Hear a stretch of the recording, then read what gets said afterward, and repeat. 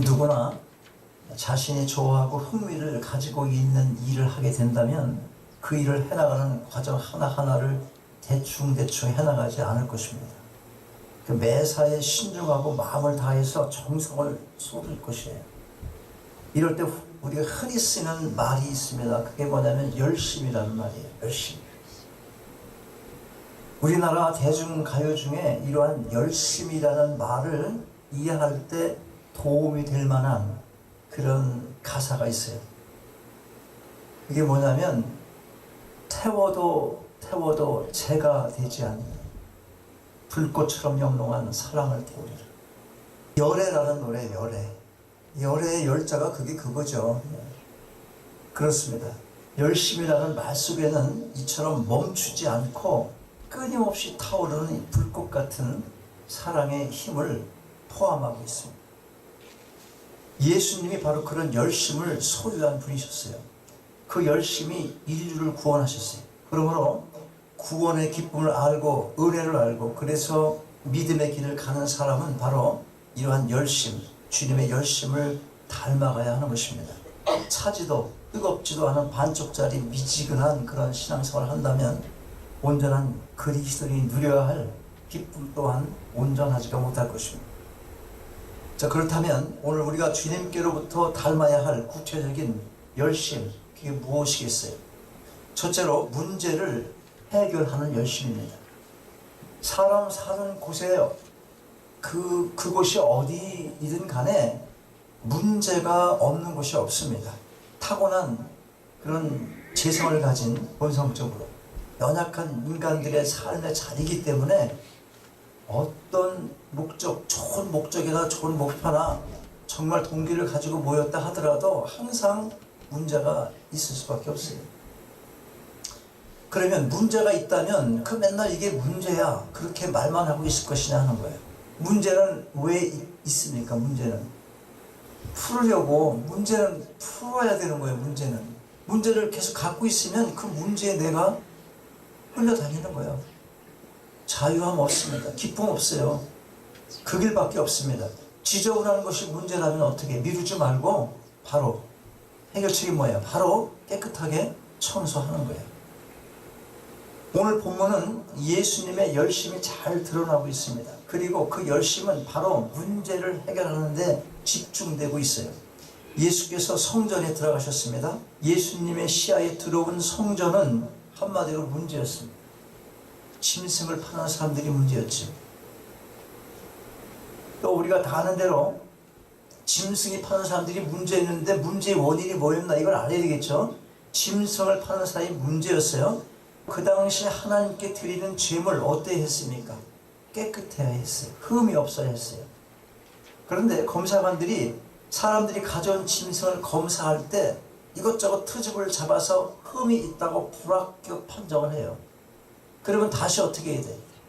제사 드릴 짐승을 구해야 되잖아. 멀리 가지마. 여기 있는 거 사면 돼.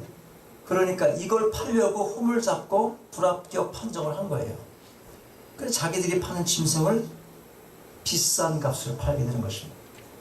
그런 일이 있는 그 뒤에 누가 있어요? 대제사장들이 있는 거예요.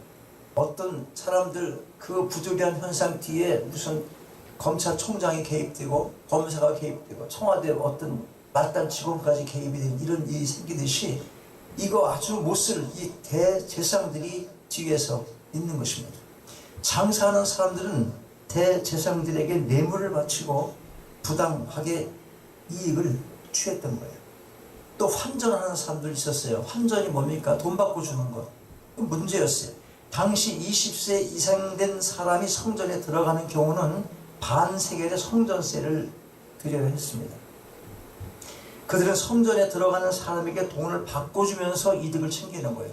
돈 그냥 바꿔주지 않잖아. 이익을 챙기지. 여기서 우리는 성전 안에 잘못된 제도나 관습을 보며 분노하고 계신 예수님의 마음을 엿볼 수가 있습니다. 그냥 둘 수 없는 문제를 직시하고 개혁을 하신 것입니다. 어떤 식으로 개혁했어요? 아까 보니까 다 보셨어요? 예수님 같지 않잖아. 뒤집어 엎고 책상을 집어 던지고 그 여러분은 어떤 예수님을 생각했어요? 어떤 예수님을 생각하시니까 저건 도저히 예수가 미쳤구나, 저 예수가 아니구나, 그런 생각이 혹시나 들어왔다면 여러분들이 예수님을 잘못 이해한 거라는 거예요. 요즘은 그냥 위로만 받으려고 교회에서 그냥 사랑 둘이 뭉실한 그런 흐름이 너무나 많아서 거의 뉴 에이지 스타일로 가, 교회가. 그런 게 아닌데, 교회는 이게 지금 문제라는 겁니다. 개혁할 그런 문제를 직시하셨어. 문제는 풀으라고 그랬잖아. 해결하시는 겁니다. 개혁이 뭡니까? 개혁은 변화를 요구하는 거예요. 변화에는 고통이 따라요.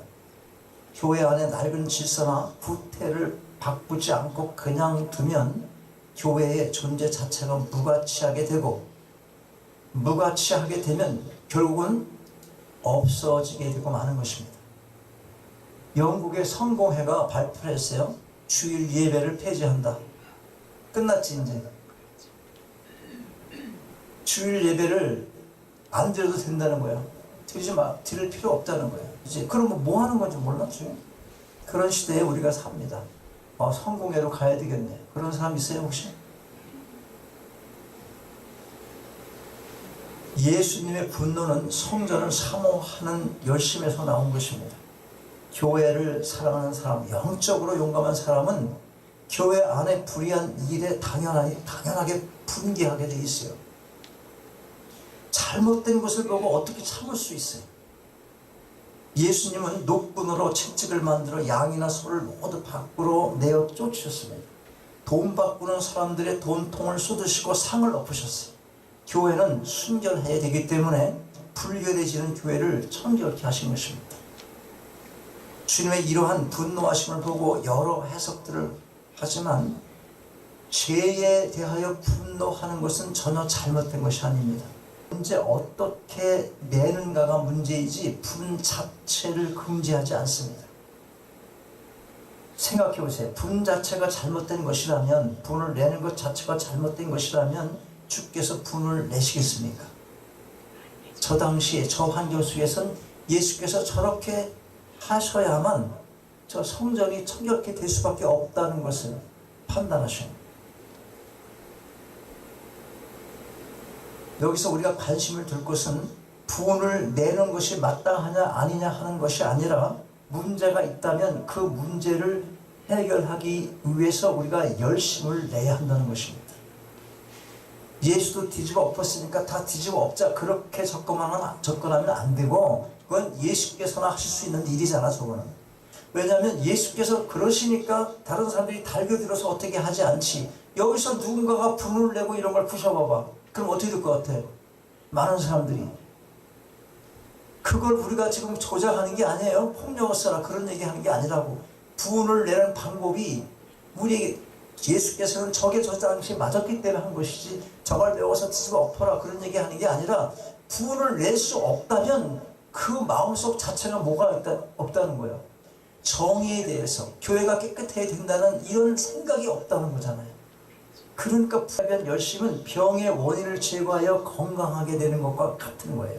나타난 증상만을 치료하러 병원에 가면 안 되잖아. 우리가 나타난 증상 그것만 갖고는 안 되잖아요. 뭐 해야 됩니까?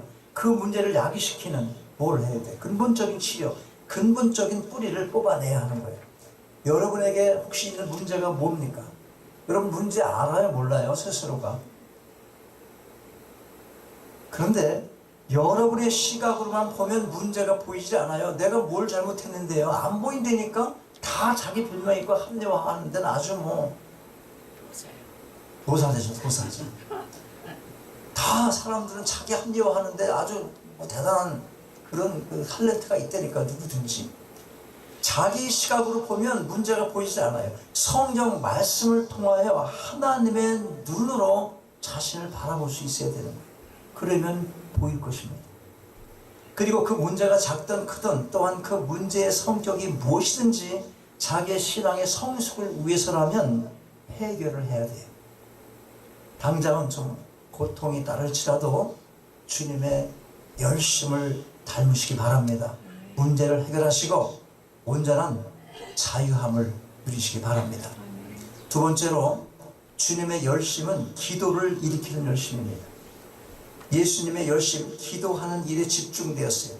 구약의 성전은 하나님과 만나는 장소였어요. 그런데 16절 보면 장사하는 집을 만들고 있어요.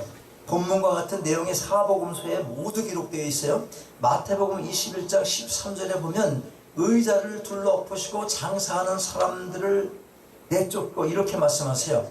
기록된 바 내 집은 기도하는 집이라 일컬음을 받으리라 하였거늘 너희는 강도의 불효를 만드는도다. 성전은 장사하는 집이 아니라 기도하는 집이어야 한다는 거예요. 예수께서 분노하신 것은 기도하는 집이 장사하는 집으로 전락했기 때문에 그런 것입니다. 여러분, 교회는 이 기도가 끊어지면 타락하게 돼 있어요. 교회의 타락은 기도하지 않는 데서 오는 것입니다.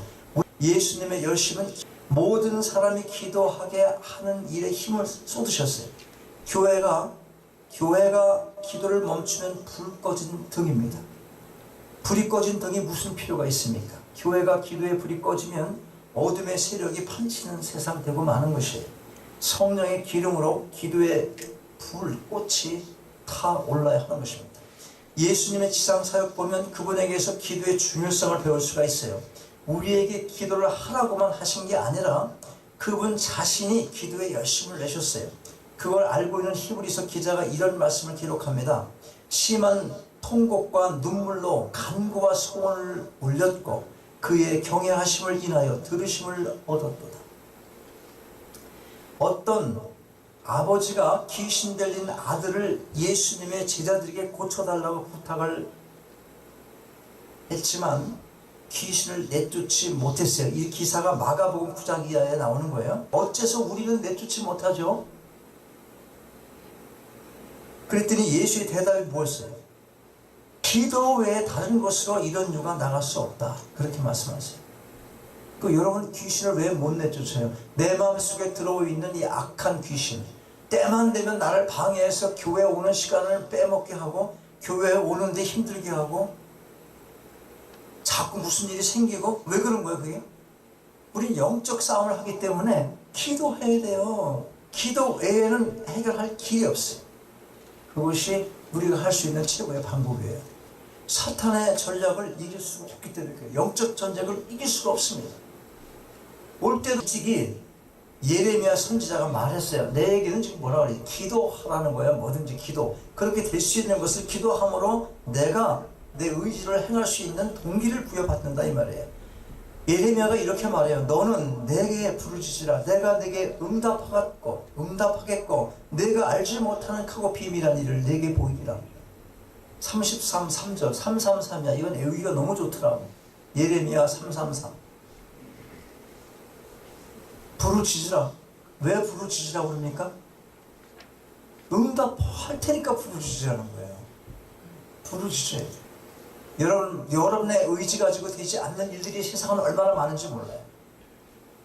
성령께서 역사해 주시지 않으신다면 살 수 없어요. 일단 우리가 하나님의 자녀 같은 그런 삶을 살면서 하나님이 기뻐하시는 삶을 살아갈 능력이 우리에게는 없습니다. 기도하셔야 돼요. 기도의 불길을 일으키는 사람이 교회를 일으키는 사람이에요. 교회의 부흥은 성도들의 기도로 이루어지는 거예요. 초대교회는 기도하는 공동체였어요. 열흘 동안 기도 모임을 통해서 교회가 탄생했잖아요. 예수께서 올라가시면서 승천하시면서 기도하라고 그랬잖아요. 그럼 내가 가면 또 다른 보혜사를 보내주겠다. 기도하는 가운데 성령이 임하신 거예요. 그래서 교회가 태동된 거예요. 모든 성도들이 더불어 마음을 같이하여 전혀 기도에 힘을 쓴 결과 사도행전 1장 14절의 말씀이거든요. 교회가 탄생을 한 겁니다. 여러분, 우리가 기도하면 성령이 임하실 것입니다. 성령이 임하시면 우리가 권능을 받아 영적인 권세를 얻게 될 것입니다.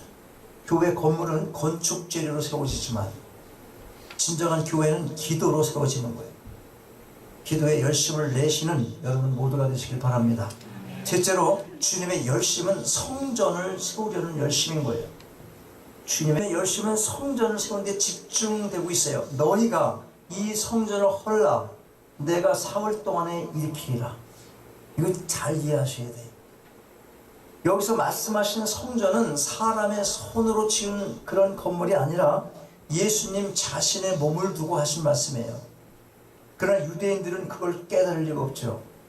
그래서 그들 질문이 이상한 질문을 하죠. 가난한 질문이야. 우리 같은 질문일 겁니다. 아마 이런 질문을 합니다. 그들 질문 뭔가 봐요. 이 성전을 46년 동안 지었는데 내가 3일 동안에 일으키겠느냐, 이렇게 질문 다시 지을 수 있겠느냐, 이렇게 말하는 거예요. 전혀 딴 질문한 겁니다. 주인 대답이 뭐예요? 21절 보면 그러나 예수는 성전된 자기 육체를 가리켜 말씀하시는 것이라 이렇게 말씀해요. 예수님이 성전을 헐라고 하신 것은 이런 뜻이에요. 곧 나를 죽여라. 그러면 내가 3일 만에 부활할 것이다. 그 말입니다. 이게 무슨 말이냐면 건물 자체에서 만나던 하나님, 성전에서 만난 하나님이 이제는 어때요? 그 성전을 우리 속에 또는 교회 속에 우리 마음속에 성전이 지어지는 것을 말씀하는 거예요. 3일 동안에 짓는다는 말은 이제 어때요? 이제 부활하셔서 이런 성전을 다 헐어버리겠다는 거예요. 제사장들 이상한 짓 하고 바리새인들 율법주의로 가니까 성전 헛되시고 진정한 교회가 무엇인지, 진정한 하나님을 만나는 장소가 무엇이고 어떻게 만나는 것인지를 알려주겠다. 그래서 부활하실 것을 말씀하신 거예요. 이제 신약시대의 교회를 설립하시겠다. 그 말씀을 하신 겁니다. 그러나 얼마나 열심으로 그 일을 하셨습니까? 보세요. 그걸 무엇이든지 열심으로 승부를 걸어야 되는 거예요. 열심을 품 차이, 사람들의 차이, 그것은 정신적인 능력에서는 별다른 차이가 없습니다. 정신적인 능력에서는 별다른 차이가 없어요. 열심의 차이가 바로 능력의 차이예요. 열심의 차이. 누가 열심히 하느냐, 그게 중요한 거예요. 여러분 머리가 거의 비등비등하고 의지력이 거의 비등비등해요. 근데 그걸 어떻게 쓰느냐, 열심히 하는 것, 그것이 곧 능력이지 무슨 머리가 좋고 지혜가 좋고 뭐 그것 때문에 뭐 남보다 더 뛰어난 그런 일을 하게 되지 않아요. 누가 열심히 하는가. 세상에 출세한 CEO들이 잠을 몇 시간 잡니까? 그렇죠. 정말 잠 조금 자더라고요. 그리고 왜 그렇지? 이 문제 해결을 얼마나 열심히 하고 있는지 몰라요.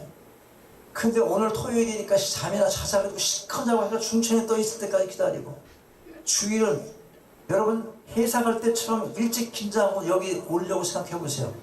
그러면 어떤 마음으로 갔겠느냐. 나태해지는 거잖아. 그거 열심히 있는 삶이 아니라는 거예요. 그것이. 회사 갈 때 어떻게 합니까? 남의 집 일하러 갈 때 어떻게 갑니까? 그런 열심이 있어야 된다는 거예요.